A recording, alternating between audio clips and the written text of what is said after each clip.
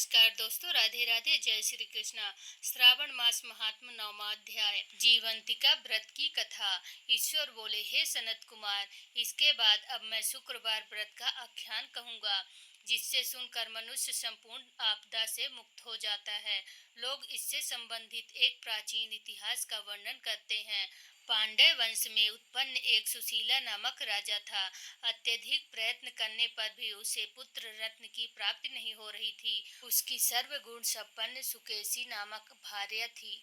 जब उसे संतान न हुई तब वह बड़ी चिंता में पड़ गई। तब स्त्री स्वभाव के कारण अति साहस युक्त मन वाली उसने मासिक धर्म के समय प्रत्येक महीने में वस्त्र के टुकड़ों को अपने उदर पर बांधकर उदर को बड़ा बना लिया और अपनी प्रसूति का अनुकरण करने वाली किसी अन्य गर्भिणी स्त्री को ढूंढने लगी। भावी देवयोग से उसके पुरोहित की पत्नी गर्भिणी थी। तब कपट करने वाली राजा की पत्नी ने किसी प्रसव कराने वाली को इस कार्य में लगा दिया और उसे एकांत में बहुत धन देकर वह रानी चली गई। इसके बाद रानी को गर्भिणी जानकर राजा ने उसका पुंसवन और अनवलोभन संस्कार किया। 8वां महीना होने पर सीमंतोन्नयन संस्कार के समय राजा अत्यंत हर्षित हुए। इसके बाद उस पुरोहित पत्नी का प्रसव काल सुनकर वह रानी भी उसी के समान सभी प्रसव संबंधी चेष्टाएं करने लगी। पुरोहित की पत्नी चूंकि पहली बार गर्भवती थी, अतः प्रसूति कार्य के प्रति वह अनभिज्ञ थी और केवल प्रसव कराने वाली दाई के ही कहने में स्थित थी। तब उस दाई ने पुरोहित पत्नी के साथ छल करते हुए उसके नेत्रों पर पट्टी बांध दी और प्रसव के समय उसके पैदा हुए पुत्र को किसी के हाथ से रानी के पास पहुंचा दिया। इस बात को कोई भी नहीं जान सका। इसके बाद रानी ने उस पुत्र को लेकर यह घोषित कर दिया कि वो मुझे पुत्र रत्न की प्राप्ति हुई है। इन सब के बाद दाई ने पुरोहित की पत्नी के आंखों की पट्टी खोल दी। दाई अपने साथ मांस का एक पिंड लाई थी और उसने वह उसे दिखा दिया। फिर उसके सामने आश्चर्य तथा दुख प्रकट करने लगी कि यह कैसे अनिष्ट हो गया और कहने लगी कि अपने पुरोहित पति से इसकी शांति जरूर करवा लेना। कहने लगी कि संतान नहीं हुई तो कोई बात नहीं, पर तुम जीवित हो यह अच्छी बात है। इस पुरोहित की पत्नी को अपने प्रसव के स्पर्श चिंतन से बहुत संदेह हुआ। ईश्वर बोले, राजा ने पुत्र जन्म का समाचार सुन जात कर्म संस्कार कराया और ब्राह्मणों को हाथी घोड़े तथा रथ आदि प्रदान किए। राजा ने कारागार में पड़े सभी कैदियों को प्रसन्नता पूर्वक मुक्त कर दिया।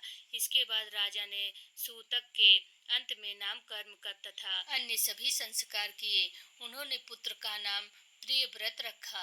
हे सनत कुमार, श्रावण मास के आने पर पुरोहित की पत्नी ने शुक्रवार के दिन भक्ति पूर्वक देवी की जीवंतिका देवी की पूजन किया। दीवार पर अनेक बालकों सहित देवी जीवंतिका की मूर्ति लिखकर पुष्प तथा माला से उनकी पूजा करके गौधूम की पीठी के बनाए गए 5 दीपक उनके सम्मुख उसने जलाए और स्वयं भी गौधूम की चूर्ण भक्षण किया और उसकी मूर्ति पर चावल फेंका और कहा, हे जीवंतिका, हे करुणावर्णे, जहाँ भी मेरा पुत्र विद्वान हो आप उसकी रक्षा करना। यह प्रार्थना करके उसने कथा सुनकर यथाविधि नमस्कार किया। तब जीवंतिका की कृपा से वह बालक दीर्घायु हो गया और वे देवी उसकी माता की श्रद्धा भक्ति के कारण दिन रात उस बालक की रक्षा करने लगी। इस प्रकार कुछ समय बीतने पर राजा की मृत्यु हो गई। तब प्रीत भक्त उनके पुत्र ने उनकी परलौकिक क्रिया संपन्न की। इसके बाद मंत्रियों तथा पुरोहितों ने प्रियव्रत को राज्य पर अभिषिक्त कर दिया। कुछ वर्षों तक राजा प्रजा पालन करने के पश्चात राज्य भोग कर वह पितरों के ऋण से मुक्त के लिए गया गए। राज्य का भार वृद्ध मंत्रियों पर भक्ति पूर्वक सौंप कर और स्वयं के राजा होने का भाव त्याग कर उसने कार्यटिक का भेष धारण कर लिया और गया के लिए प्रस्थान किया। मार्ग में किसी नगर में किसी गृहस्थ के घर में उन्होंने निवास किया। उस समय उस गृहस्थ की पत्नी को प्रसव हुआ था। इसके पहले षष्ठी देवी ने उनके 5 पुत्रों को उत्पन्न होने के 5वें दिन मार दिया था। यह राजा भी उस समय 5वें दिन ही वहां गया हुआ था। रात में राजा के सो जाने पर उस बच्चे को ले जाने के लिए षष्ठी देवी आई।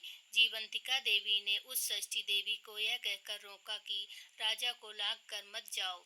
जब जीवांतिका के रोकने पर यह षष्ठी जैसी आई थी वह वैसे ही चली गई। इस प्रकार उस गृह स्वामी ने उस बालक को 5वें दिन जीवित रूप में प्राप्त किया। ये लोग इतने प्रभाव वाले हैं, यह देखकर उस गृहस्थ ने राजा से प्रार्थना की, हे राजन, आपका निवास आज के दिन मेरे ही घर में हो। हे प्रभु, आपकी कृपा से मेरा यह छठा पुत्र जीवित रह गया है। इसके इस प्रकार प्रार्थना करने पर करुणा निधि उस राजा ने कहा कि मुझे तो गया जाना है। तब राजा गया के लिए प्रस्थान कर गए। वहां पिंडदान करते समय विष्णु पद वेदी पर कुछ अद्भुत घटनाएं हुई। उस पिंड को ग्रहण करने के लिए 2 हाथ निकाल कर आए। तब महान विस्मयुक्त राजा संशय में पड़ गए और पुनः पिंडदान कराने वाले ब्राह्मण के कहने पर उन्होंने विष्णु पद पर पिंड रख दिया। इसके बाद उन्होंने किसी ज्ञानी तथा सत्यवादी ब्राह्मण से इस विषय में पूछा। तब उस ब्राह्मण ने उनसे कहा कि ये दोनों हाथ आपके पितर के थे। इसमें संदेह हो तो घर जाकर अपनी माता से पूछ लीजिए, वह बता देगी। तब राजा चिंतित तथा दुखी हुए और मन में अनेक बातें सोचने विचारने लगे। वे यात्रा करके पुनः वहां गए जहां वह बालक जीवित हुआ था। उस समय भी उस स्त्री को पुत्र उत्पन्न हुआ था और वह उसका 5वां दिन था। वह जो दूसरा पुत्र था उसे लेने रात में फिर वही षष्ठी देवी आई। तब जीवांतिका के दोबारा रोके जाने पर उस षष्ठी देवी ने उससे कहा, उनका ऐसा क्या कृत्य है अथवा क्या इसकी माता तुम्हारी व्रत करती है जो तुम रात दिन इसकी रक्षा करती हो। तब षष्ठी का यह वचन सुनकर जीवांतिका ने धीरे से मुस्कुराकर इसका सारा कारण बताया। उस समय राजा शयन का